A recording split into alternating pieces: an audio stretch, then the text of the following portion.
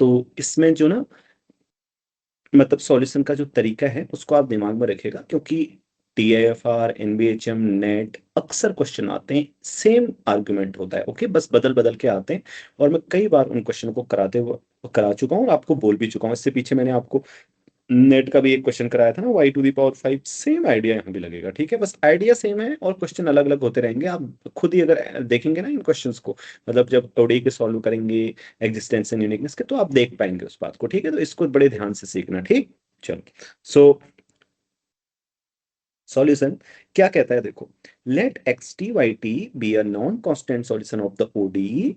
ये ओडी दी गई है आपको, ठीक है, ये सिस्टम ऑफ ओडीज है। T is greater than zero, assume that the limits T tends to zero positive X T X zero मतलब एग्जिस्ट करती हैं, और ये हैं। ठीक है, लेट टी इक्वल टू, अब ये टी क्या है देखो, अब ये है उन टी के लिए जिनके लिए ये जो सॉल्यूशन है ना आपका एक्स टी वाई टी क्या ले रहा है, वैल्यू एक्स जीरो और वाई जीरो को लेता है। ठीक है, मतलब समझे कितने पॉइंट्स पे लेता है, मतलब हमें ये सॉल्व करना है। अगर आप सोचो तो क्या सॉल्व करना है, ये सिस्टम आपके पास दिया गया है गिवन। ठीक है,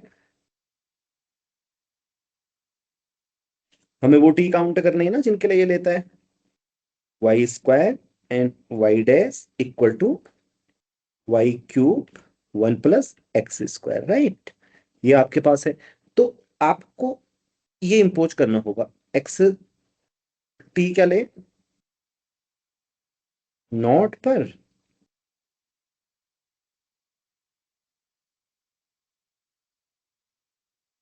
मतलब वो सॉल्यूशन एक्स जीरो पर एक्स जीरो वैल्यू ले, फिक्स है, मतलब ये इनका नाम एक्स नॉट रख देते हैं। ठीक है, हम अपने समझने के लिए। ठीक है, और वाई जीरो पर ये जो लिमिट्स आ रही हैं वाई नॉट। ठीक है, यही हमें सॉल्व करना पड़ेगा ना। सोचो, पहले इसको समझ लो आप, उसके बाद फिर मैं आगे बढ़ूंगा। पूरा क्वेश्चन पढ़ो और फिर आपको ये हो जाए कि हाँ यही हमें सॉल्व करना पड़ेगा, ये हमें जानना पड़ेगा। ये सिस्टम मतलब जो हमें सॉल्यूशन से मिलेंगे वो ये सेटिस्फाई करने चाहिए, एक्स जीरो और वाई जीरो वैल्यू लेने चाहिए उस पर, T greater than equal to zero पर। ठीक है, समझे। तो हम ये, अब ये बन गया system of initial value problems. तो इसके लिए वही एग्जिस्टेंस एंड यूनिकनेस लगेगी, सेम होती है जैसी वन के लिए होती है। क्या होती है देखो, मैं बोल देता हूँ एक बार। पहली बात, ये वहां क्या होता है देखो, वहां पे ये होता है ना आपके पास एक होता है और इस तरीके से होता है, राइट, एफ एक्स वाई। ये फंक्शन कंटिन्यूअस होता है तो सॉल्यूशन एग्जिस्ट करता है, और इस फंक्शन का आप डिफरेंशिएशन करते हैं विथ रिस्पेक्ट टू वाई, वो बाउंडेड होता है तो वो लिपचुट हो जाता है। राइट, लिपचुट होने से किसी रेक्टेंगल में अगर है तो सॉल्यूशन एग्जिस्ट करता है किसी इंटरवल में, राइट। ये सभी को पता है ना, react if you know this. हाँ, तो इसमें क्या होता है, इसमें मैं स्टेटमेंट बोल दे रहा हूं और आप कहाँ देख सकते हैं, मैं बुक भी भेज दूंगा। ठीक है, देखना चाहेंगे तो स्टेटमेंट, ठीक, मतलब मैं नोट्स में लिख दूंगा, लेटेक कर दूंगा, लेटेक में लिख दूंगा। ठीक है, पूरा स्टेटमेंट ऐसा होता है करके, बट मैंने आपको बता दिया इसमें क्या होता है। देखो, इसमें यहाँ पे दो होंगे ना, तो ये किसका फंक्शन होगा, ये होगा एक्स वाई, और बताओ, आप बताओ तो जरा, एनीवन। यहाँ पे जो दिए गए हैं किसके फंक्शन होंगे, X Y T. Function of X T comma Y T. हाँ, और किसी ने बोला X comma Y comma T, किसने बोला, मैंने सर। हाँ ठीक है। तो एक्स, वैसे मैंने को अपना नाम बताना चाहिए, मैंने तो सभी हैं, इसलिए तो मैंने पूछा सर था। प्रतीक, प्रतीक। हाँ ठीक है। सो ये एक्स वाई टी का फंक्शन होगा, राइट, समझे ना, क्योंकि ये देखो सिस्टम ऑफ ओडीज। हाँ, ये म्यूट कर लो आप, मैंने भूल गए, आप म्यूट भी करना है। चलो, नहीं सो सर, मेरा म्यूट है। फिर भी सुना, अच्छा चलो ठीक है। So x dash equal to f x Y t. Okay, तो इधर वाला क्या होगा, जैसे वहां होता है ना, देखो वहां पे क्या होता है, एक्स और वाई होते हैं, वाई एक्स का फंक्शन होता है। यहाँ वाई एक्स, एक्स और वाई टी के फंक्शन है, दो आपके पास फंक्शन है ना। तो इधर पे क्या आएगा, टी तो क्या हुआ, इंडिपेंडेंट वेरिएबल, और दो डिपेंडेंट वेरिएबल आएंगे, समझ गए ना। इसको पहले समझ लो, यहाँ पे भले ही अभी टी नहीं दिख रहा है तो टी भी हो सकता है, मैं आपको ये बता रहा हूँ। ओके, इज इट क्लियर, फिर मैं आगे की बात बोलूं। ठीक है, तो अब पहले तो ये दोनों कंटिन्यूअस होने चाहिए। ठीक है, ये दोनों कंटिन्यूअस होने चाहिए, जो कि हैं क्लियरली कंटिन्यूअस है, राइट।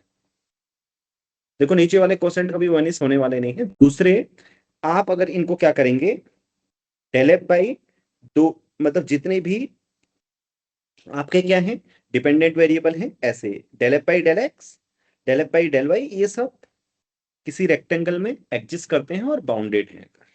ठीक है, तो फिर आपका सॉल्यूशन एग्जिस्ट करेगा और यूनिक होगा। ठीक है, तो हेयर, अब मैं यहाँ पे लिख देता हूँ, सब ये बात समझ में आ गई ना? मैं लेटेक्स में लिख के भी दे दूंगा स्टेटमेंट, सही से लगाना समझ गए? चलो ठीक है, अब देखो, अब मैंने आपसे क्या बोला कि वही आइडिया यूज होगा जो हम, जिसको मतलब मैं बहुत वो भी करता हूँ, मतलब बार बार एम्फेसाइज करता हूँ, ये बहुत ही महत्वपूर्ण है, ये आपको सीखना चाहिए, हर जगह यही लगेगा। इस बार भी नेट में आया था, मतलब हर बार के एग्जाम में मैं उसको देखता ही देखता हूँ लगभग, मतलब अभी तक, मतलब जैसे जो भी एग्जाम होता है ना, जैसे इस बार के नेट में आपके पार्ट बी में था वो, मैं आप कराऊंगा ना आपको तो सिखाऊंगा। और ये जब भी मैं इस तरीके के क्वेश्चन कराता हूँ, ये बात मैं हमेशा बोलता हूँ, आप बहुत बार सुन चुके होंगे मुझसे कि इसको आपने सीख लेना है बड़े मन से। ठीक है, चल, सो अब आई बात कि हेयर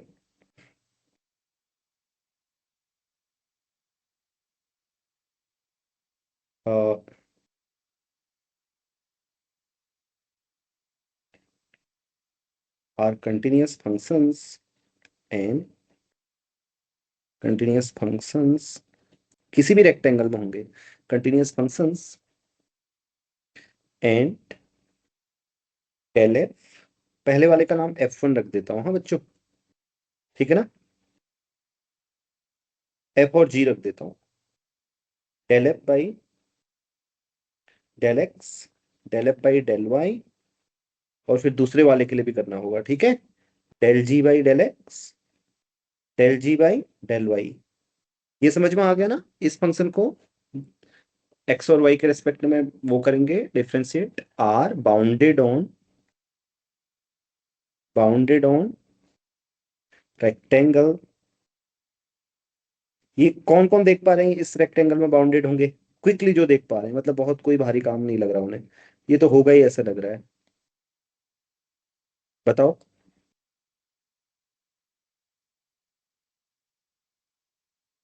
जल्दी से, देर ना करो।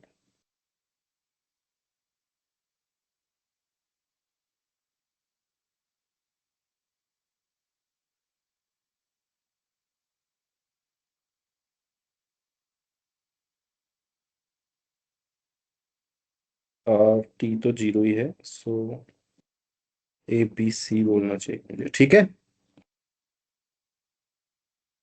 जैसे रेक्टेंगल नहीं करना चाहिए, बट इसे उसमें रेक्टेंगल कहते हैं तो मैंने रेक्टेंगल कह दिया, ठीक है? सो मतलब इस नेबरहुड में बाउंडेड होंगे। क्यों? क्योंकि ये ना, ये सब जैसे मैं आपको बताता हूँ क्यों होंगे, क्योंकि आप इनको जैसे डिफ्रेंशिएट करेंगे, सोचो, ठीक है?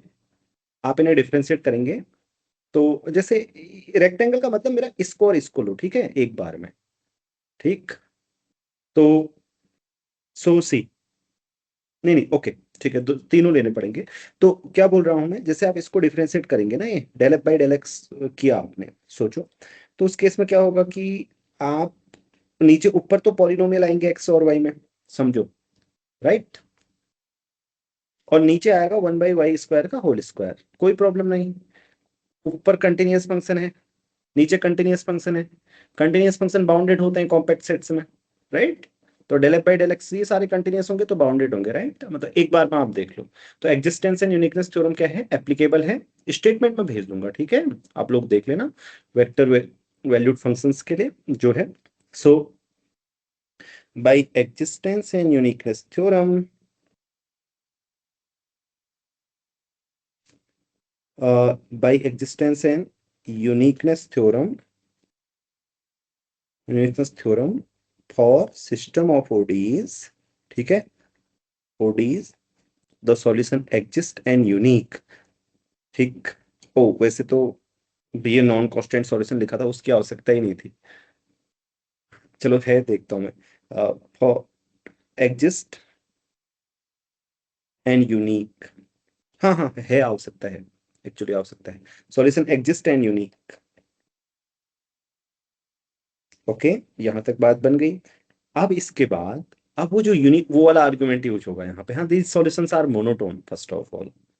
आप में से कोई बता सकता है, मतलब देखो मोनोटोन होंगे या नहीं होंगे, सोचो, कोशिश करो और हाथ खड़ा करो, सॉल्यूशंस मोनोटोन होंगे क्या?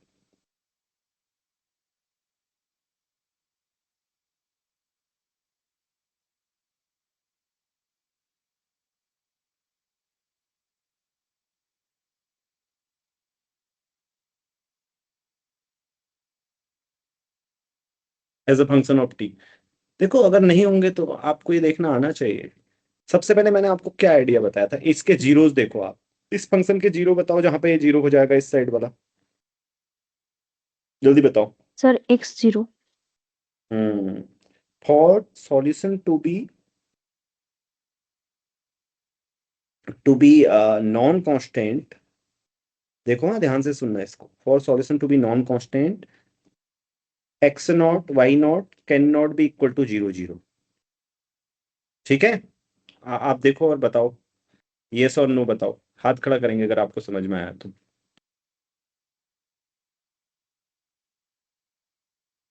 सॉल्यूशन तो यूनिक है, and you should I mean quickly observe this kind of thing, okay? For solution to be non-constant, x naught y naught cannot be, I want to say cannot be this, okay? Cannot be equal to 0 0. I mean one of the coordinate may be 0 but other must be different, okay? Yeah, nice. सोचो सोचो, अगर दोनों coordinate 0 हुए तो फिर solution देखने की कोशिश करो, कुछ ऊपर जाओ और ओडी का सॉल्यूशन देखने की कोशिश करो, जो मैंने यहाँ पे आईवीपी इंपोज की है ना, लिखी है, उसका सॉल्यूशन देखने की कोशिश करो, क्या आपको कोई कांस्टेंट सॉल्यूशन तो नहीं दिखाई देता अगर एक्स नॉट और वाई नॉट 0 हो, फिर दिखाई पड़ेगा आपको। You can see, okay, I mean ऐसे ना सोचना कि हम नहीं कर सकते, आप कर सकोगे, सोचो, आपको कुछ ना कुछ सॉल्यूशन दिखाई पड़ेगा। मान लो कि एक्स नॉट भी 0 है, वाई नॉट भी 0 है, यहाँ पे 0 0 आ गए। कई बार जरूरी नहीं होता ओडी को सॉल्व करना, अगर आपको पता चला कि सॉल्यूशन यूनिक है और आपको तुरंत ही सॉल्यूशन दिखाई पड़ रहा है तो बात बन जाएगी, है ना? आप प्रयास करो देखने का। 0 0 is the solution in that case, right? क्योंकि देखो ये 0 वैल्यू हमेशा ही लेता है तो फिर 0 पे तो लेगा ही, और ये सब इधर वाला 0 उधर वाला 0, बात बन जाएगी। तो सॉल्यूशन के नॉन कांस्टेंट होने के लिए यह अति आवश्यक है, यह आवश्यक है, मुझे ऐसा कहना चाहिए, अति, इसमें कोई डिग्री की बात नहीं है, कि एक कोऑर्डिनेट एटलीस्ट नॉन जीरो होना चाहिए इनमें से, ठीक है? अच्छा, if let me ask you a question to you, okay? आपसे मैं क्वेश्चन पूछता हूँ, if x naught is not equal to 0, मान लो कि वाई नॉट नहीं है 0, तो आप बता सकते हो एक्स इक्वल टू क्या सॉल्यूशन होगा? Then x t equal to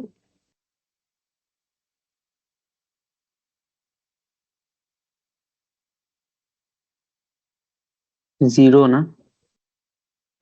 0 होगा। पर क्यों, पूछना चाहूंगा मैं आपसे, क्योंकि सिस्टम का सॉल्यूशन यूनिक है, वाई नॉन जीरो है, तो कोई ऐसा फंक्शन भी हो सकता है। हाँ 0 होगा, ठीक है, ठीक है, ठीक है, ऐसा नहीं हो सकता ना, क्योंकि अगर कोई दूसरा फंक्शन भी हो तो फिर हमें दो सॉल्यूशन मिल जाएंगे, नहीं मिल जाएंगे, है ना? हाँ सर, तब तो वायलेट कर देगा। हाँ 0 वाई टी मिल जाएगा, और एक और दो दूसरे वाले की मैं बात कर रहा हूँ एक्स टी, तो फिर वो नहीं होगी बात, ठीक है? तो एक्स टी क्या होगा, 0 होगा, right? For each T, okay, for each T ऐसा होना चाहिए। तो इसका मतलब एक भी कोऑर्डिनेट 0 हुआ तो फिर उसका सॉल्यूशन क्या होगा, 0 ही होगा उस वाले का, ठीक है? ये समझ गए आप लोग? तो या तो सॉल्यूशन कांस्टेंट है, अब मैं दूसरा ये दिखाता हूं आपको कि अ सॉल्यूशन इफ, देखो यहां पे केस देखो, if any of the coordinate is 0, so we observe that we observe that if any of the coordinate, the coordinate of the vector, coordinate की स्पेलिंग गलत लिख दी ना हमने, क्या होती है? दो ओ होते हैं, एक होते हैं, एक ही होता है। Coordinate is 0, coordinate of is 0, then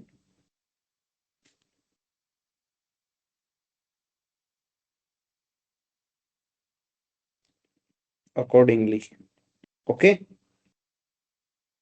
तो उसके ही अनुसार वो 0 आएगा, ठीक? फॉर ऑल टी मुझे ऐसे लिख देना चाहिए, आइडेंटिकली इक्वल टू 0। इसका मतलब अगर नॉन जीरो है तो फिर क्या होगा? अब मतलब x not, now assume that, sir चलो हाँ, वो कोऑर्डिनेट होता है ना, अच्छा ऑर्डिनेट नहीं कोऑर्डिनेट, कोऑर्डिनेट। अच्छा चलो जो भी होता है अभी, तो फिर मुझे तो ऐसे ही याद है कोऑर्डिनेट ऐसे बोलते हैं। क्या होता है भाई, दो जीरो होते हैं या एक वो होता है? आप बताओ, इतने लोग हो, किसी को तो सही पता होगा। हैं? सर या दो है। जो लिखा है वही होता है? नहीं सर, नहीं, दो रिया जीरो सही होते है। हैं सर, कोऑर्डिनेट सर, रिया दीजिए बोल। चलो ठीक है ना, मान लेते हैं यही होता है। तो मैं इसके लिए मेरे पास एक दूसरी व्यवस्था है, वो मैं कर देता हूँ। अब इसमें कोई कंफ्यूजन ही नहीं है, फिर आप चेक कर लेना। मैं इसी को यूज करता हूँ ज्यादा, तो भूल गया हूँ कोऑर्डिनेट वाला। सो ठीक है, अब कोई शक है तो बता दो। So okay, so assume that, तो अज्यूम दैट इनमें से कोई भी नॉन जीरो है, वैसे एक भी नॉन जीरो है तो एटलीस्ट, ठीक, assume that is it not both, हाँ assume that at least one is non zero.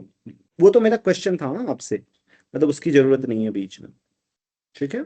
Solid to be non constant, एक non zero, at least one of the component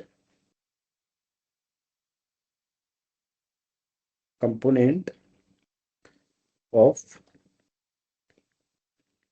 etch not zero, ठीक, is not zero. In that case,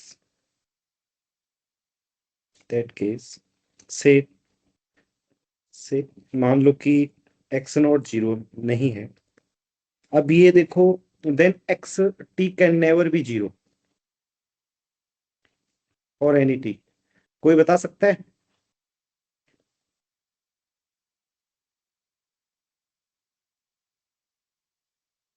फिर नहीं हो सकता, zero से पास नहीं हो सकता। फिर या उधर होगा जीरो से या इधर होगा, वो अकॉर्डिंग एट एक्स नॉट, ठीक है। मतलब मैं ये बोल रहा हूँ, जैसे मान लो कि एक्स नॉट जीरो है ना, एक्स नॉट जीरो है तो सोचो इसका जो सॉल्यूशन है वो कंटिन्यूअस तो होगा। तो मैंने बोला कि वो जो कंटिन्यूअस है ना, या तो वो अब जीरो के इधर रहेगा या जीरो के इधर रहेगा, ऐसा मैं वो बोल रहा हूँ रीजन, वो पास नहीं हो सकता जीरो से। इफ पासेस, ठीक है, इफ पासेस, तो क्या हो जाएगा? अब तो बताओ, इतनी बार करा दिया, इफ पासेस क्या होगा?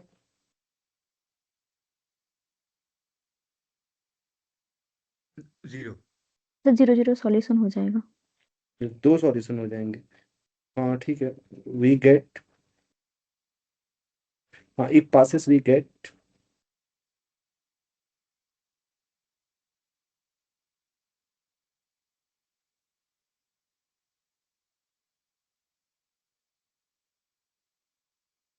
हाँ कौन सी ओडी के? इफ पासेस मान लो कि टी नॉट पर जीरो मिल रहा है, हाँ ठीक है। अज्यूम, मतलब यहाँ पे लिख देना बीच में, अज्यूम कि एक्स टी नॉट पर जीरो है, तो इस वाले के पास से particularly x dash equal to, supply the details, हाँ जो मैं बीच में छूट रहा है वो लिखेंगे, और एक्स टी नॉट पर जीरो वैल्यू लेना है, टू सॉल्यूशंस, राइट। सीरीज तो देख सकते हो आप दो सॉल्यूशंस, इसमें भी एग्जिस्टेंस एंड यूनिकनेस लगेगी, ठीक है। सब कुछ सेटिस्फाई हो रहा है, बस मैंने यहाँ पे वैल्यू बदली है, क्योंकि एक तो जीरो है इसका सॉल्यूशन, जीरो तो हर जगह जीरो वैल्यू लेता है, और ये एक्स नॉट नॉन जीरो है, यानी कि जो पहले से सॉल्यूशन मिल रहा था हमें एक्स टी, वो जीरो पर जीरो नहीं है, लेकिन टी नॉट पे जीरो है। इसका मतलब जीरो वाला सॉल्यूशन और ये वाला सॉल्यूशन, जो टी नॉट पर जीरो वैल्यू ले रहा है, लेकिन वो उसके लिए वो जीरो पर जीरो वैल्यू नहीं ले रहा, इसलिए वो जीरो सॉल्यूशन से डिफरेंट है। इसको आप सोच लो, इसके पास दो सॉल्यूशन आ गए, तो एक तो ये वाला जीरो कॉमा वाई टी जो ऊपर के लिए मिल रहा था हमें यूनिक सॉल्यूशन, एक ये वाला जो एक्स टी, ये 2 सॉल्यूशन हो जाएंगे पूरी सिस्टम के लिए, ठीक है। आई मीन इसको सोचो, थोड़ा सा समझो, अपन मतलब ये बार बार एग्जाम में ना अब तो ऐसे क्वेश्चन देखते ही हो जाने चाहिए, आपको पहले पता चल जाना चाहिए कि ये वो वाला है, क्योंकि मैं कम से कम मुझे याद है, नहीं भी करा चुका हूं ना एग्जाम में, ये बोल बोल कर इस वाले क्वेश्चन को लगभग 10-15 बार करा चुका हूँ। सेम टीएफआर, एनबीएचएम, नेट, ये एनबीएचएम में दूसरी बार करा रहा हूँ, 2023 में भी करवाया था मैंने, नहीं तीसरी बार करा रहा हूँ। मैं बोल देता हूँ 2023 का आई थिंक क्वेश्चन नंबर 30 है, ठीक है, या 2024 का है वो कॉस हाइपरबोलिक स्क्वायर वाला, नहीं 2024 का क्वेश्चन नंबर 1 है। अब मैं बोल देता हूं तुम्हें, एनबीएचएम का क्वेश्चन नंबर 1 है 2024 का, ठीक है। 2023 का क्वेश्चन नंबर 30 है, ऐसे y equal to cos hyperbolic करके है 2, और ये तीसरा क्वेश्चन नंबर 26 2025 का। अब ये चौथा तुम 2026 में देख लेना, ठीक है। अब ये तो संभावना है, ऐसे वो कर रहा हूं मैं, लेकिन सीएसआई नेट के एग्जाम में आया था, इसी आर्ग्यूमेंट से होगा, करके दिखाऊंगा आपको। एंड इसके अलावा टीएफआर में देखो क्वेश्चन नंबर 9 जाकर देखो आप, और 2024 का मे बी, नहीं 2024 का, 2023 या 2024 का, ठीक है, वो वाला, वो y t equal to sine square y t वाला, ठीक है। लेकिन हालांकि उसको डायरेक्ट भी सॉल्व किया जा सकता है, बट मैंने उसको वो आर्गुमेंट लगा के बुक में भी सॉल्व किया था टीएफआर के, और टीएफआर की बुक में मैंने ये स्पेशली मेंशन किया है, वहां पर जब मैं लिख रहा था तब ये क्वेश्चन नहीं आया था, हाँ आ गया होगा तब ये क्वेश्चन। सो मैंने लिखा था कि ये जो टेक्निक मैं आपको बता रहा हूँ ये आपको बहुत जगह हेल्पफुल होगी, उसमें ये लिखा था, ठीक है। सो चलिए, has two solution, so consequently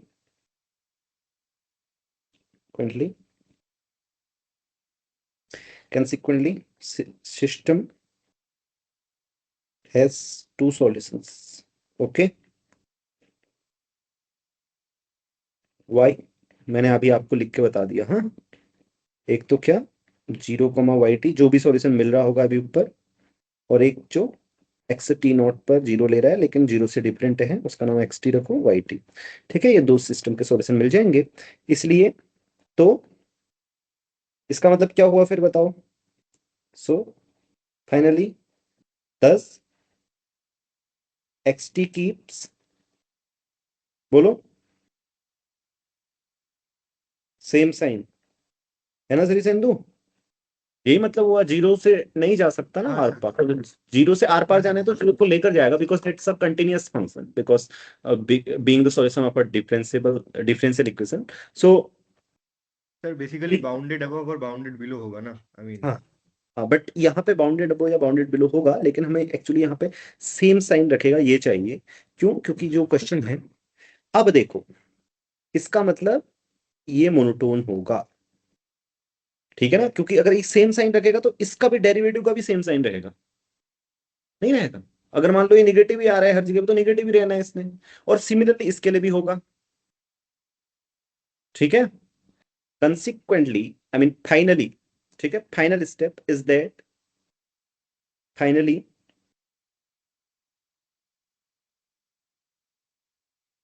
सो यहां पे लिख देता हूं मैं,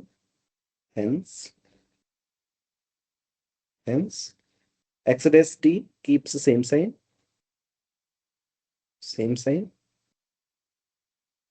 ओके। मतलब 0 नहीं ले सकता, वैसे भी स्ट्रिक्ट मोनोटोन होगा, हाँ, स्ट्रिक्ट मोनोटोन, राइट। मतलब ऐसे नहीं कि निगेटिव वाला, मुझे ये लिखना चाहिए कि 0 और less than 0,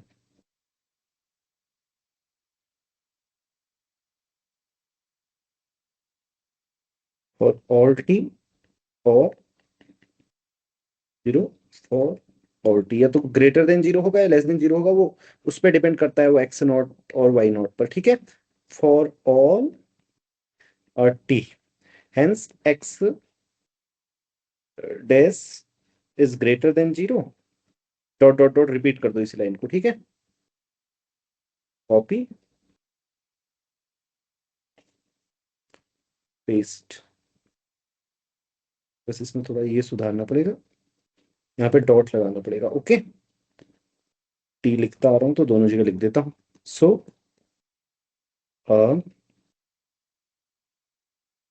xt is strict monotone, hence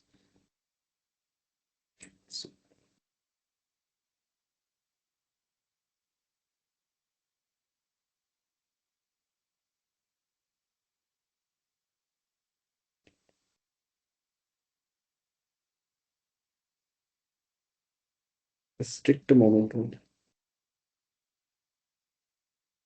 ठीक है, सो यहां तक क्लियर है?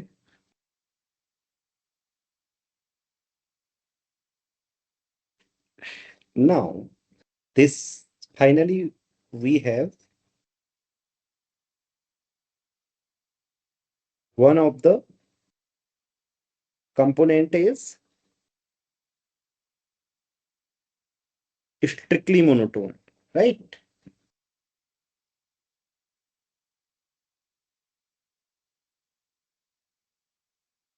है ना, one of the component is strictly monotone, क्योंकि देखो मैंने वहां पे अज्यूम क्या किया है, assume that x naught is not zero. ऐसा भी हो सकता है कि वाई नॉट नॉट जीरो हो, तो उस केस में फिर वाई टी स्ट्रिक्ट मोनोटोन आएगा।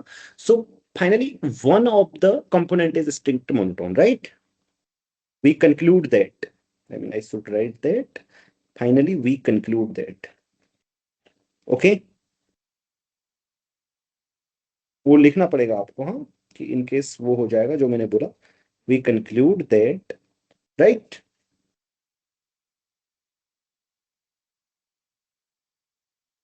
क्लियर यहां तक? सो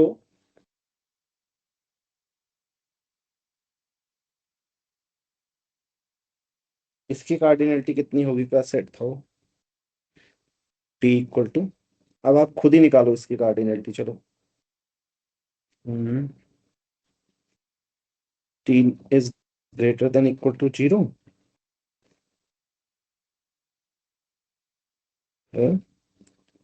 और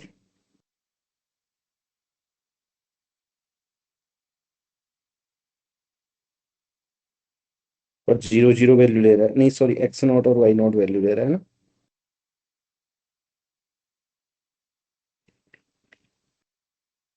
हाँ, उनका नाम हमने एक्स नॉट वाई नॉट रख दिया था, ठीक है, जो लिमिट्स दी थी हमें। तो हैज कार्डिनलिटी, अब आप बताओ, तुम सोचो और बताओ, आपको आंसर आता है तो।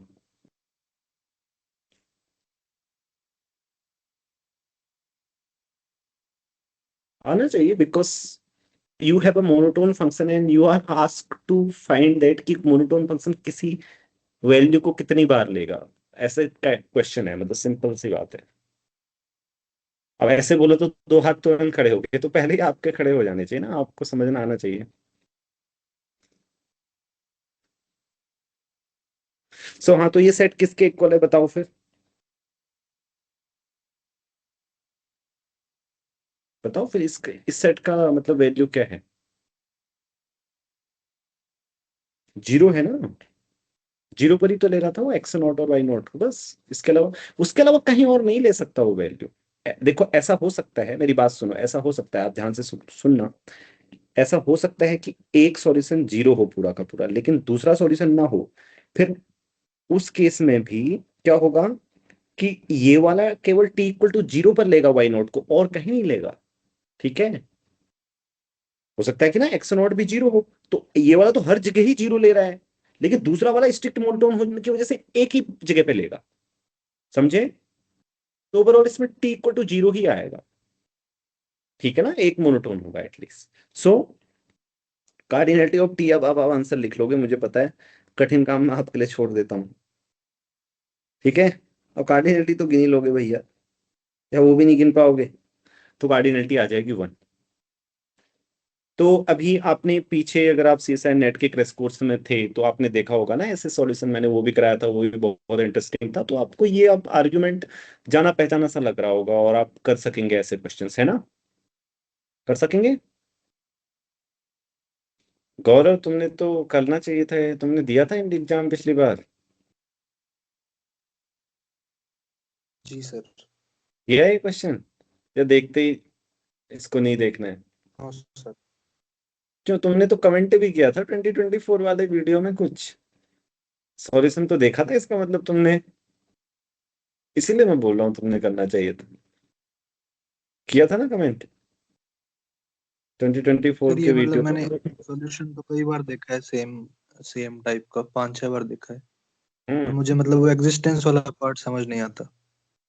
जब ओहो। ये आपने ये बोला ना हम्म। कि टी नोट के मतलब अगर जीरो ले रहा है एक जगह पे तो बाद में कहीं नहीं लेगा, तो वो तो चीज समझ आ जाती है, पर उसके ऊपर वाला नहीं आता। ये वाला है, if passes through somewhere.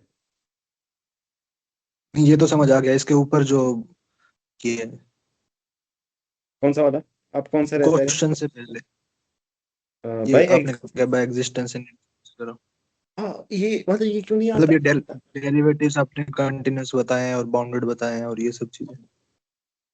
Continuous और बाउंडेड पता करना नहीं आता कि कौन सा कंटिन्यूस और बाउंडेड होगा। यहाँ पे आ नहीं गया ना, सर, मतलब ये यहाँ पे नहीं सब। देखो, आपको ये देखना है सिर्फ, इसको ऐसे सोचो, ये मान लो कि अब ये कॉम्पैक्ट डोमेन है ऐसे ना, ये a b t, right, compact domain है, सो क्लोज्ड एंड बाउंडेड है, इसलिए अब आप ये सोचो कि इसको आप डिफरेंशिएट करोगे, जैसे इसको आप डिफरेंशिएट करोगे भी ना, with respect to x differentiate करोगे तो क्या होगा, इसको सोचो क्या होगा, ज्यादा से ज्यादा ऊपर पॉलिनोमियल आएगा एक्स और वाई में, राइट, यही तो आएगा पॉलिनोमियल, नीचे आएगा 1 + y² का, वैसे एक्स के रेस्पेक्ट में डिफरेंशिएट कर रहे हो आप, मैं थोड़ी देर पहले कुछ और ही बोल गया, नीचे कुछ नहीं आएगा जब एक्स के रेस्पेक्ट में डिफरेंशिएट कर रहे हो, तो ऊपर ही आएगा। कुछ लोग वहां पे हाँ मिला भी गए कि हाँ हाँ सर आएगा बिल्कुल, मतलब वो दूसरे वाले के लिए आएगा, वो del F by del y ऐसे आएगा, आप ये सोचे। अब आप इसे खुद ही सोचो, ये कंटिन्यूस है ना कॉम्पैक्ट डोमेन्स पर, एक्स वाई टी अगर कॉम्पैक्ट से आए तो this is a continuous function, right, because 1/y² is never zero. Never zero. Yeah. So 3x². So continuous on compact sets are bounded, right? And the similar reasoning for others. ऐसे होगा, नीचे वाला दूसरे del F by del y के लिए करोगे तो 1/y का स्क्वायर ऐसे आएगा ना ये, और ऊपर जो भी है ये ऐसे 2x³ - 2y etc जो भी आएगा वो आएगा, बस ऊपर पॉलिनोमियल नीचे पॉलिनोमियल ऐसे करके, मतलब ओवरऑल ये कंटिन्यूस फंक्शंस आएंगे, मैंने रीजनिंग ये दी थी, ओके। ऐसा ही हर जगह होता है, अगर आप देखोगे तो ज्यादातर जगह पे। Is it clear now. Sir पहले से तो क्लियर है। पहले से तो क्लियर है, तो क्या जो है जो अनक्लियर रह गया, आप तो कुछ भी क्लियर नहीं है, कॉम्पैक्ट सेट्स में कंटिन्यूअस फंक्शंस बाउंडेड होते हैं, बस हमने इनकी बाउंडेडनेस देखनी है, ये बाउंडेडनेस होते हैं तो लिपचिट हो जाता है, वो लिपचिट होता है तो एग्जिस्टेंस एंड यूनिकनेस इंप्लाई करती है कि इसके पास सॉल्यूशन होगा और वो यूनिक होगा, यूनिकनेस देती है ये वाला पार्ट, सो वो कंटिन्यूटी जो इधर वाले फंक्शंस की कंटिन्यूटी होती है वो एग्जिस्टेंस देती है, ठीक है। सर एफ एफ जैसे एक्स वाई और टी का फंक्शन है ना, हम्म। तो सर वो मतलब जो थ्योरम का स्टेटमेंट होता है उसमें वाई के हिसाब से लिपशिट्स देखते हैं उसको। हाँ, वाई के हिसाब से लिपचिट देखते हैं, तभी तो del F by del y, तो वो जो दूसरा वाला है वो कांस्टेंट रहता है ना उस समय, आपको ये देखना होता है उसको, फिर आप ऐसे फंक्शन मान के चलो, अ, अ, मतलब जो आप वाई के रेस्पेक्ट में डिफरेंशिएट कर रहे हो तो उसमें दूसरे वाले का कुछ काम नहीं है, मतलब वो कांस्टेंट की तरह वर्क कर रहा है। यहाँ पे लिपचिट कंडीशन वाई और एक्स के लिए देखी जाती है, मतलब टी वैसे काम करता है, मतलब क्योंकि ये वो है सिस्टम है, ठीक है। तो तुम इस टाइप के क्वेश्चन के लिए इतना मतलब दिमाग में रखो एटलीस्ट, कि कंटिन्यूटी और लिपचिट कंटिन्यूस मतलब लिपचिट देख सको मैं, तो फिर आप आगे आसानी से कर सकोगे।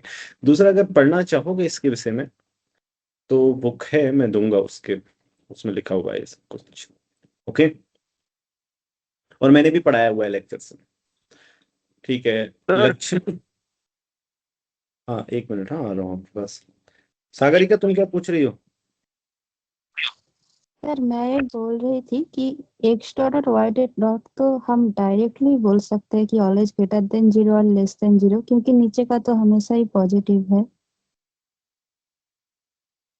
अच्छा, नीचे का हमेशा पॉजिटिव है, लेकिन ये तो डिपेंड करेगा ना एक्स और वाई की वैल्यू पर, अगर एक्स की वैल्यू नेगेटिव आई, हाँ मतलब ये वाला नेगेटिव आया तो ये भी नेगेटिव आएगा, मतलब टी वेरी करेगा ना, हाँ टी हाँ, एक मिनट मैं आपको क्लियर कर देता हूँ।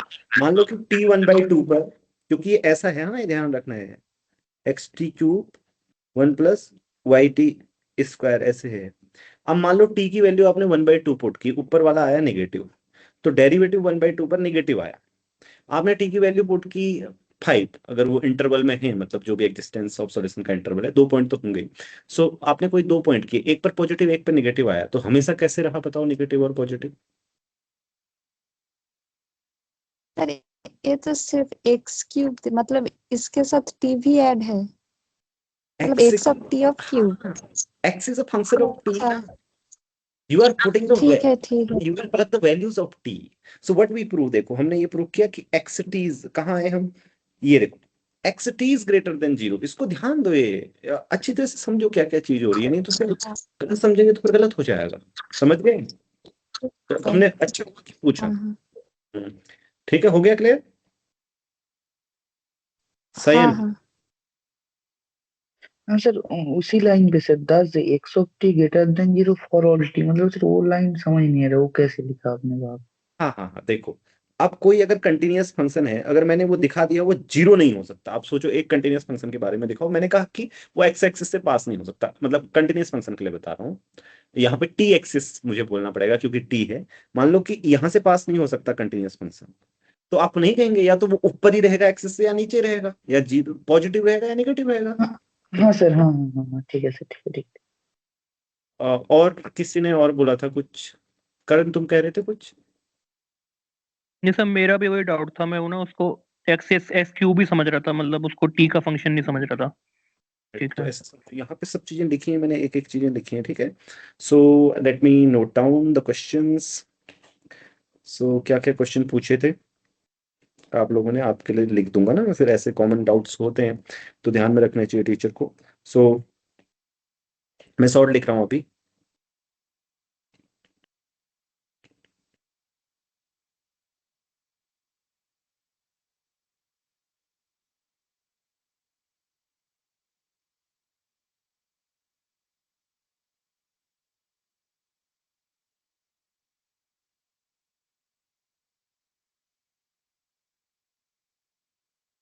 और किसने कुछ पूछा था?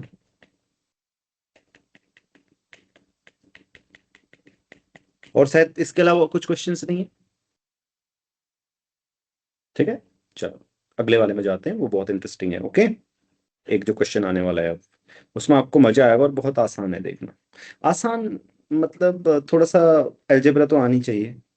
फिर अलजेब्रा का नाम लेता हूँ तो कुछ लोग डर जाते हैं, लेकिन ऐसा नहीं होना चाहिए। अलजेब्रा का नाम आते ही मन में वो उत्सुकता उमड़ पड़नी चाहिए ना, जो और चीज में उमड़ रही है। वो मैंने काट के पता नहीं कहाँ रख दिया, कौन सा क्वेश्चन था वो? 8 7, प्रोबेबिलिटी। ठीक है, करें प्रोबेबिलिटी। सर ये तो डी अरेंजमेंट का क्वेश्चन है ना? हाँ हाँ हाँ, डी अरेंजमेंट का क्वेश्चन है, सही कहा हाँ आपने। सर। तो ठीक है, आप लोगों ने कर लिया। डी अरेंजमेंट आपने नहीं पढ़ा है तो मैं समझा दूंगा, ओके, डोंट वरी बच्चों। मैं डी अरेंजमेंट का नाम ही नहीं लूंगा कहीं पर, बट एक चीज तो यूज करनी पड़ेगी हमें, inclusion exclusion principle. Okay, so interesting है। देखो आप इसको सोचो पहले कि क्या दिया हुआ है, पहले इसको समझो बड़े आराम से, फिर सॉल्यूशन फिर लिखेंगे। ओके, ये let n is greater than equal to 1, for n greater than equal to 1, Sn denote the set of permutations. Sn के बारे में आप सभी लोग जानते हैं। And Pn denote the probability of the event. और ये आप ना कई बार ऐसे हो सकता है कि बच्चे इसको छोड़ दें, सोचें यार ये तो प्रोबेबिलिटी का है, लेकिन इसमें बहुत डिफिकल्ट चीज नहीं है। ओके, तीनों चीज, प्रोबेबिलिटी भी है, एनालिसिस भी है, अलजेब्रा भी है थोड़ा, क्योंकि अलजेब्रा में पढ़ते हैं आप Sn। So Sn denote the set of all permutations and Pn denote the probability of the event. ठीक है, कौन से इवेंट की? कि a randomly chosen permutation does not fix any integer in its original position। ठीक है, मतलब ऐसा परम्यूटेशन जो किसी भी पॉइंट को फिक्स ना करता हो। Find n tends to infinity pn। ठीक है, हमारे पास प्रोबेबिलिटी की सीक्वेंस आएगी, ये ध्यान रखना, क्योंकि एसएन के लिए, हर किसी एसएन के लिए प्रोबेबिलिटी होगी, फिर उस सीक्वेंस की लिमिट क्या होगी ये हमें बताना है। तो सबसे पहले देखो, इसमें काउंट करना क्या आसान है, आप सोचो, आप काउंट करने की कोशिश करोगे तो आप पाओगे कि ऐसे परम्यूटेशन काउंट करें जो किसी को भी फिक्स ना करे, तब आपके मन में आएगा कि फिक्स करने वाले आसान है, मतलब जो एटलीस्ट किसी, मतलब जैसे ये जो एक को फिक्स करें, जो दो को फिक्स करें, जो तीन को फिक्स करें, हम ऐसे एक बार काउंट कर लेंगे। ठीक है, और उसमें फिर एसएन की टोटल कार्डिनलिटी में से, जैसे ये मैं आपको ऐसे समझाता हूँ, मान लो कि ये A1 है, ऐसे परम्यूटेशन का सेट ले लिया आपने जो 1 को फिक्स कर रहा है, ओके, एसएन के लिए, और इसी तरीके से डॉट डॉट डॉट। ठीक, तो यहाँ पे ये AN है, ऐसे परम्यूटेशंस हैं जो n को फिक्स कर रहा है, ओके। तो अब आपको ऐसे परम्यूटेशंस चाहिए जो किसी को भी फिक्स ना करें, तो आपको क्या करना होगा बताओ, किसकी कार्डिनलिटी चाहिए आप, मतलब the cardinality of S n minus इन सबके यूनियन की कार्डिनलिटी, राइट, बिकॉज इनमें कौन सा परम्यूटेशन होगा विच फिक्सेस एटलीस्ट सम इंटीजर। इसको समझो, फिर बात आसान बन जाएगी, फिर सॉल्यूशन लिखेंगे हम स्टेप बाय स्टेप, ऐसे सॉल्यूशन लिखना है करके। पहले ये आपके दिमाग में आ रहा है ना कि ऐसे काउंट करना चाहिए हमें, कि does not fix any integer in original position के लिए मैं क्या निकालूंगा, कि वो सारे परम्यूटेशन जो एटलीस्ट एक को फिक्स करते हैं। तो एटलीस्ट एक को फिक्स करने के लिए 1 को जो फिक्स करते हैं, काउंट करने आसान है, जो 1 को फिक्स करते हैं, डिफिकल्ट नहीं है ना, to count that those who fix 1, जो 2 को फिक्स करते हैं, ओके, जो, और ऐसा भी है जो कोई पर्टिकुलरली 2 को फिक्स करते हैं, वो भी आप काउंट कर लोगे, राइट। अगर आपसे मैं बोलूं कि जो 1 और 2 को फिक्स करते हैं, ऐसे परम्यूटेशंस काउंट कर लो, आप कर लोगे S5 में, very easy, right, n-2 factorial, है ना, बिकॉज जैसे मान लो कि 1 और 2 फिक्स हो रहे हैं हमेशा, वो बाकी के बच्चे मूव होंगे, वो ऐसा है कि जैसे 3 का परम्यूटेशन देखना है आपको, 3 सिंबल का, तो वो होगी S3 की कार्डिनलिटी, राइट। बस चल, तो सॉल्यूशन लिखते हैं। अब जैसे ही हमें इसकी कार्डिनलिटी चाहिए ना, यूनियन ऑफ AI, तो union of AI I goes to 1 to n, इसकी अगर आपको कार्डिनलिटी चाहिए, तो अब आपको फिर इंक्लूजन एक्सक्लूजन प्रिंसिपल से निकालना होगा इसको, राइट। जैसे आपको A1 यूनियन A2 की कार्डिनलिटी चाहिए, तो cardinality of A1 plus cardinality of A2 minus intersection. तो ऐसे इंक्लूजन एक्सक्लूजन प्रिंसिपल जिसको याद नहीं है तो मैं यहाँ लिख दूंगा, बोल दूंगा, ओके। सो उसमें मतलब एक से ज्यादा सेट्स होते हैं, तो उसके लिए करते हैं, ओके। इंक्लूजन एक्सक्लूजन उसका नाम क्यों है, क्यों एक में माइनस आता है, एक में इंक्लूड करते हैं, फिर एक में एक्सक्लूड करते हैं, ऐसे करके, ओके, क्योंकि किसी ने नहीं भी पढ़ा हो सकता है इसलिए। सो ये बात समझ में आई है, मैं लिखूं solution, let, okay, AI equal to the set of all permutations in Sn।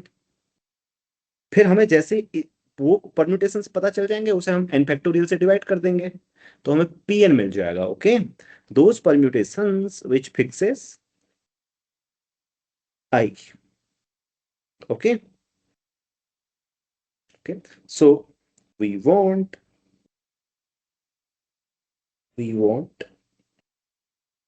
हम क्या चाहते हैं, हम चाहते हैं cardinality of Sn minus union AI I goes to 1 to n, right।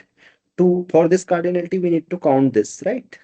तो इसकी कार्डिनलिटी क्या होगी सृजन, तो क्या होगी बताओ। देखो मैं आपको बोल देता हूं, ऐसे होता है बच्चों, जैसे मान लो कि आपको इसकी यूनियन की कार्डिनलिटी वो करनी है 4 की, ठीक है, इसकी कार्डिनलिटी निकालनी है, आपके पास 4 सेट्स हैं, तो आप क्या करते हैं, सबसे पहले सिंगलटन्स की कार्डिनलिटी ऐड होती है, ठीक है, ध्यान रखना। फिर क्या होती है, जो भी डबल डबल आएंगे ऐसे करके, जो भी इंटरसेक्शन, मतलब 4C2 आएंगे ना, डबल डबल इंटरसेक्शन, मतलब 2 पेयर, उनकी सबकी सबस्टैक होती है। फिर अगले वाले में क्या होता है, सबका ऐड, 3 ऐसे A1 A2 A3 जितने भी 3 के बनेंगे वो ऐड होंगे, राइट, इस तरीके से। और फिर लास्ट वाला पूरा का पूरा ऐड हो जाएगा। ये क्लियर है, ऐसे मतलब ऐसे n के लिए भी होगा। फिर पहले सारे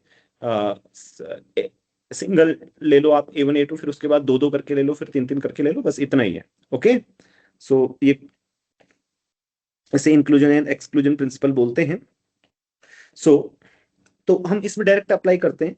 तो हमारे पास अगर हमें ये चाहिए कार्डिनलिटी ऑफ AI कितनी है, आप सोचो। यहाँ पे नीचे से कर लेते हैं, हाँ थोड़ा सा ये कैलकुलेशन, मतलब ये बहुत आसान है। कार्डिनलिटी ऑफ AI इज, कितने लोग सोच पा रहे हैं कि n-1 फैक्टोरियल है? चलो, cardinality of AI intersection AJ is n-2 factorial. Cardinality of AI AJ AK, मतलब जितने आएंगे उतना माइनस कर देना है, n-3 फैक्टोरियल। ये कितने लोग सोच पा रहे हैं वो हाथ खड़ा करें, नहीं तो मैं बताऊंगा फिर कैसे है।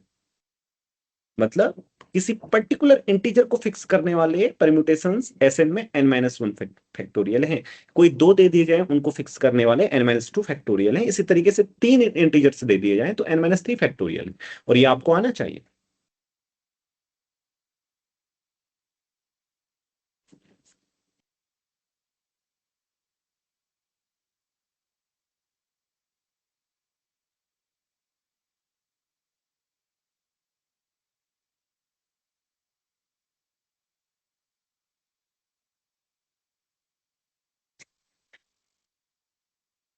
सोचो सोचो।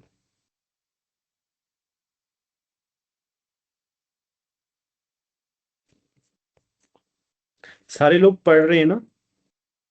मुझे लगता है कि इनको आना चाहिए, तो उनके हाथ नहीं खड़े हो रहे। मेरा मतलब ये है, जैसे मान लो S4 है, मैं आपसे बोलूं वही परम्यूटेशन जिनमें 4 की इमेज 4 है, आपको काउंट करना हो तो आप कैसे करेंगे? ये तो आसान है ना, आपने तो सीखा भी होगा 3+1 परम्यूटेशन। या नहीं भी है तो वैसे ही सोचो आप। भाई आसान है तो हाथ खड़ा कर लो, इतने लोगों ने कर लिया है, और बहुत कम प्रोबेबिलिटी है कि मेरा नाम पूछेंगे सर। तुम्हारा ही पूछूंगा, देख लेना। अगर तुमको विश्वास नहीं तो आजमा कर देख लेना कभी खाली हाथ उठा के।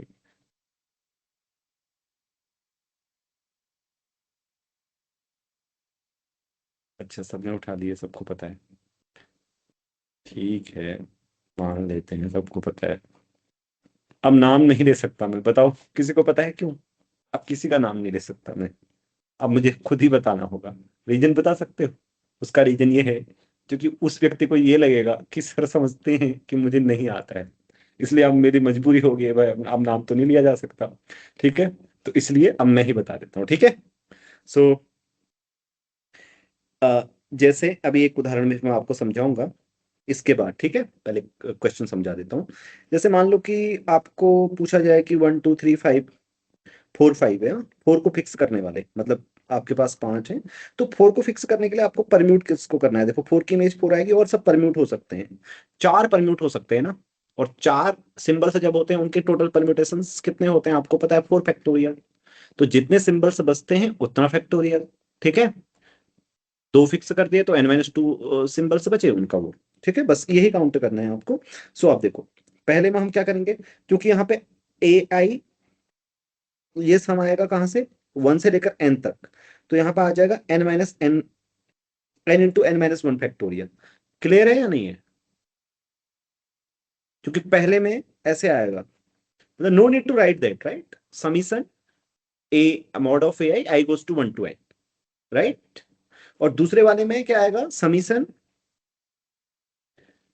I कॉमा J, मतलब I और J वो रिपीट नहीं होने चाहिए, AJ कॉमा AI फिर से नहीं आना चाहिए दोबारा, मतलब उनके परम्यूटेशन नहीं आने चाहिए। Cardinality of AI comma AJ, तो कितने चुन? NC2, right? ऊपर इसको NC1 लिख देता हूँ, हाँ आसान रहेगा शायद। NC2 n-2 factorial. अगला वाला क्या होगा फिर, आप बताओ आप? इसमें 3 3 आएंगे ऐसे, कितने टर्म आएंगे, कितने आईजे? हाँ, कितने आईजे के ले सकते हो आप ऐसे करके अलग अलग, कि इन 3 को फिक्स करें। अब देखो 1 2 3 को फिक्स करें, एक ही बार लेना है, हाँ 1 2 3, फिर कोई ये ना कहना कि 3 2 1 को फिक्स करे तो क्या होगा, बात तो एक ही है ना? तो इसलिए NC3 क्या आएगा?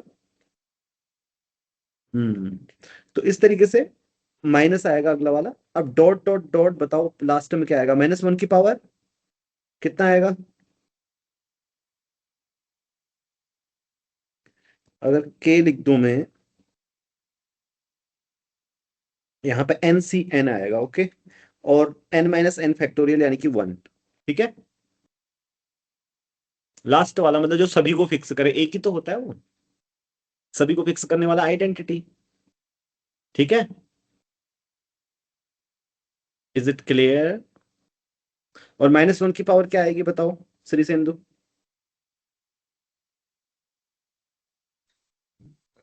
सर इन इन क्या है? n आएगी या n One. Plus? Sir n से कम, सर n-1 n से कम या n से हाँ ज्यादा? सर इन प्लस 1 ठीक है, चलो n-1 ही लिख देते हैं लोग। सो अब इसको, इसका मतलब ये हो गया हमारा, ये हमारे पास इसकी कार्डिनलिटी आई है, हाँ, उसकी नहीं आई है अभी, जिसकी हमें चाहिए, ठीक है। तो कार्डिनलिटी ऑफ दिस वन क्या हो जाएगी, क्योंकि अब ये वे परम्यूटेशन है जो which does not fix any, ठीक है, equal to this is the cardinality number of functions, number of functions, permutations function ही होते हैं, फंक्शन लिखने में कोई बुरा तो नहीं मानोगे आप लोग, मैं लिख देता हूं permutations not fixing any of the integer among 1 to n, ठीक है। सो दिस इज क्या हो जाएगा, n फैक्टोरियल माइनस क्या होगा बताओ भाई?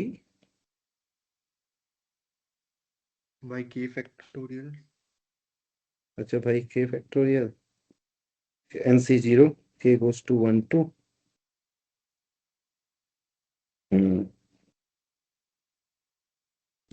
1 2 कहां तक जा रहे हैं, n तक, ठीक है। 1 और 0 k नहीं 1 आएगा, और NC k ना n, फिर n-k फैक्टोरियल, राइट, देख लो, ठीक है सब।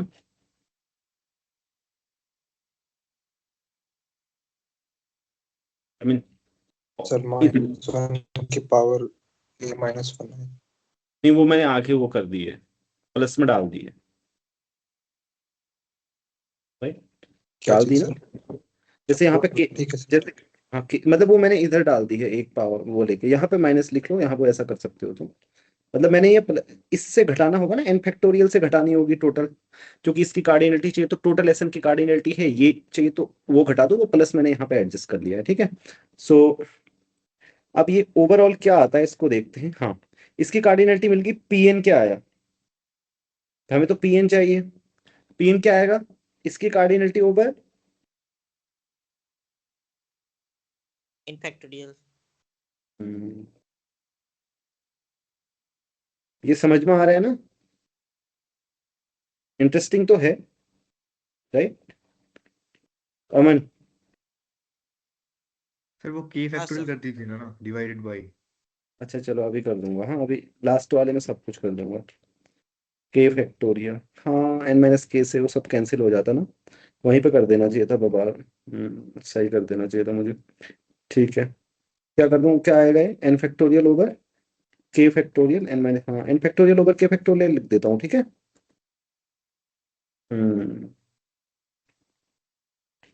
ओके बच्चों, फिर तुम्हें देखने के लिए भी आसान हो जाएगा, मतलब तुरंत ही दिख जाएगा कि इसलिए वही डिवाइड कर दिया मैंने, इसलिए PN क्या हो जाएगा, 1 प्लस उस टू 1 to n फैक्टोरियल सब गायब, -1 की power k n factorial by n factorial वो हो गया ना, मतलब -1 की power k by k factorial ना। Yes sir.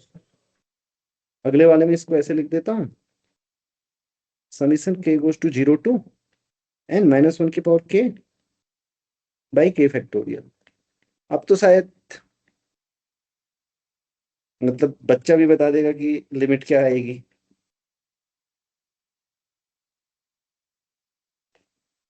क्या आएगी? 1/e। चलो चलो ठीक, 1/e। ओके, और तुम्हारा आंसर हो जाएगा ऐसे करके। ठीक है, इंटरेस्टिंग है ना, आसान है ना। हाँ सर। अच्छा ठीक है। ओके, तो गोपिका तुमने अभी, मैंने हाथ क्यों उठवाया था इससे पीछे, बताओ किस लिए उठवाया था, पूछता हूँ गोपिका से क्वेश्चन, बताओ बस भाई। सर। नहीं, तुमसे नहीं बोल रहा हूँ, इन औरों से बोल रहा हूँ। बताओ मैंने इससे पीछे क्या प्रश्न पूछा था और आपसे कहा था क्या, हाथ खड़ा करें।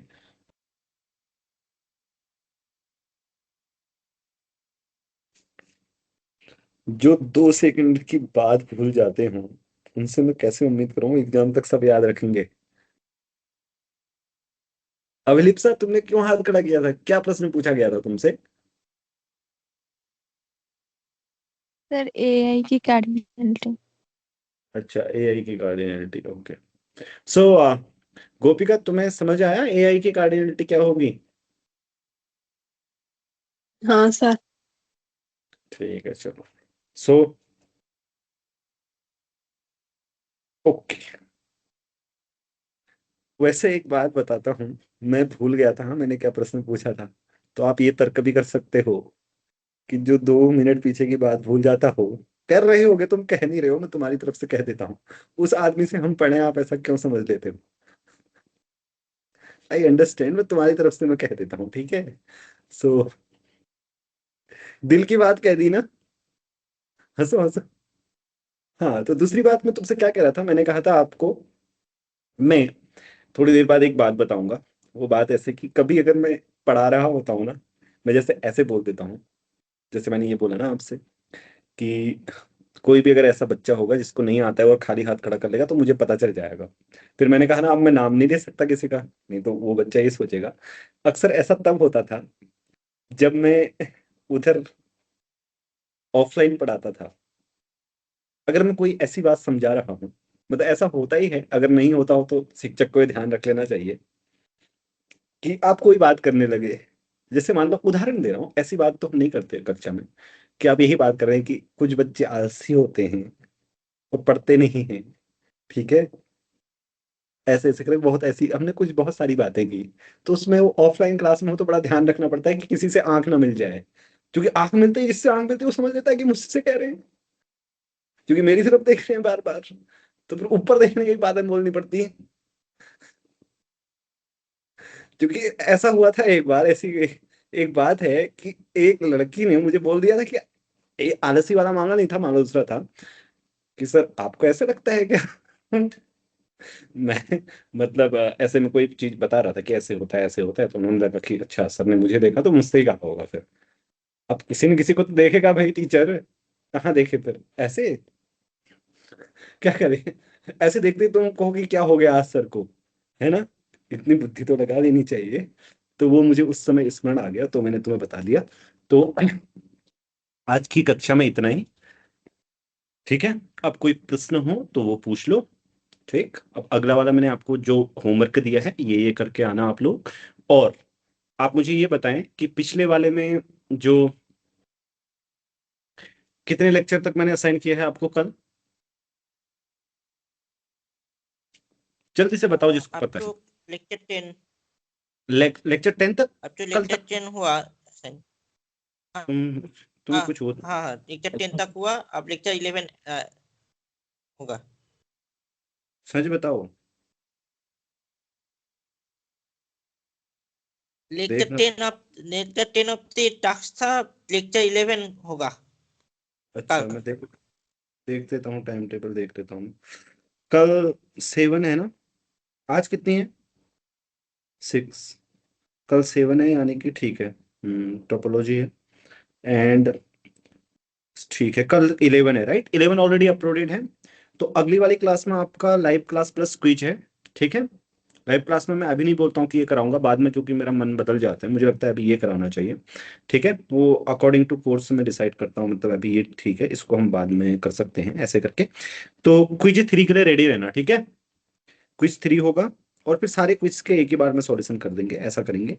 और 11 असाइन है आपको, तो फिर आगे को आप देख लेना। टाइम टेबल सबके पास है ना? किसी के पास टाइम टेबल नहीं है तो बता दो, क्योंकि हो सकता है कोई स्टूडेंट बाद में ज्वाइन हुआ हो, टाइम टेबल ना हो। गोपिका, तुम्हारे पास टाइम टेबल है? नहीं सर, मेरे पास नहीं है। चलो ठीक है, मैं आपको देता हूँ। ओके, हाँ ओके सर। सर हम्म सर वो ओडी वाला क्वेश्चन दिखा दीजिए, स्क्रीनशॉट ले लेता हूँ। अच्छा, स्क्रीनशॉट लेते हो? कहाँ पे?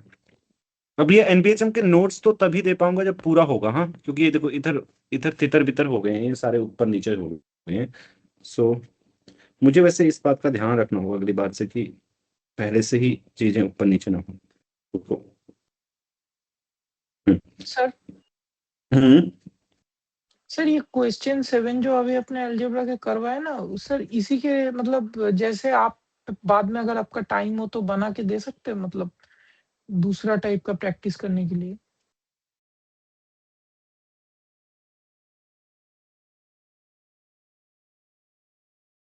आपका सर आपकी म्यूट वॉइस हो। बंद है। मैंने म्यूट तो नहीं किया यार, किसी ने कर दिया क्या?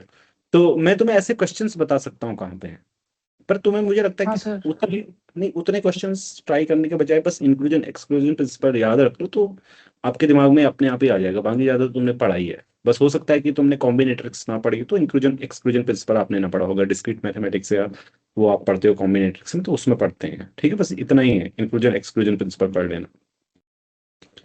Okay, okay sir. क्योंकि एक क्वेश्चन के लिए तुम पूरा उतर पढ़ो मैं नहीं चाहता, क्योंकि और भी कुछ है तुम्हारे पास जो तुम्हें अभी पढ़ना है। ठीक है। Yes sir. हाँ तो लो। थोड़ा नीचे कीजिए। हाँ हाँ दीजिए। 2 सेट्स, हम्म जैसे वेन डायग्राम बनाते हैं ना अपने 2 सेट के 3 सेट के, तो वो नेचुरली फॉलो हो जाएगा। कौन सा याद वाला? रखना आसान है। इंक्लूजन एक्सक्लूजन वाला? Inclusion exclusion. जी सर। वेन डायग्राम से? जैसे दो के लिए क्या करते हैं हम? दो ए के लिए तो union b minus a intersection b. 3 3 के के लिए लिए क्या करते हैं? A union b union c, फिर उनका हाँ इंटरसेक्शन, फिर वो बीच वाला ज्यादा माइनस हो गया तो उसे ऐड कर देते हाँ हाँ हाँ।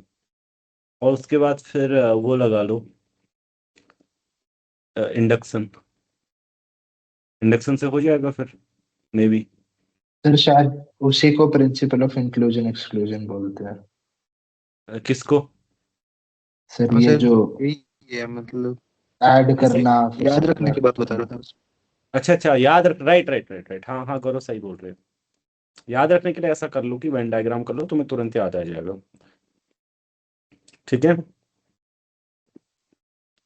चलो, सो लेट मी स्टॉप रिकॉर्डिंग।